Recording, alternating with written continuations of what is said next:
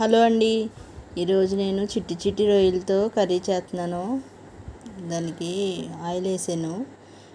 ఈ మసాలా గ్రేవీతో చేస్తానండి, ఇంకేమీ వేయకుండా. రొయ్యల కర్రీ చాలా బాగుంటుంది టేస్ట్ అయితే. ధనియాలు, జీలకర్ర, ఎండు కొబ్బరి, గసగసాలు, లవంగాలు, పట్ట, ఒక ఇలాచీ వేసి మెత్తగా పేస్ట్ చేసుకోవాలి. ఉల్లిపాయ, పచ్చిమిర్చి బాగా వేయించేసుకుని పేస్ట్ అయిన తర్వాత ఇది కూడా మగ్గించేసుకోవాలి.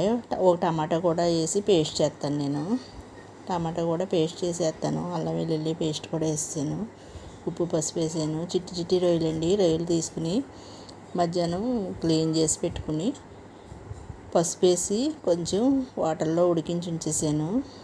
స్మెల్ అంతా పోద్దని. అలా చేస్తే బాగుంటాయి. నిమ్మరసం పిండేసి ఇలా ఉడికించి పెట్టుకుంటే నీచు వాసన రాదు రొయ్యలు.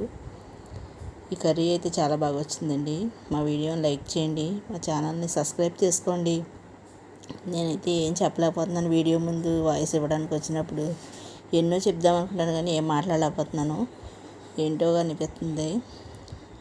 ఈ రొయ్యలు నేను ఎంత తీసుకున్నానో ఏంటో అనేది మీకు వీడియోలో చెప్దాం అనుకున్నాను, కానీ మీరే గెస్ట్ చేయండి. ఎవరైనా కామెంట్ చేయండి.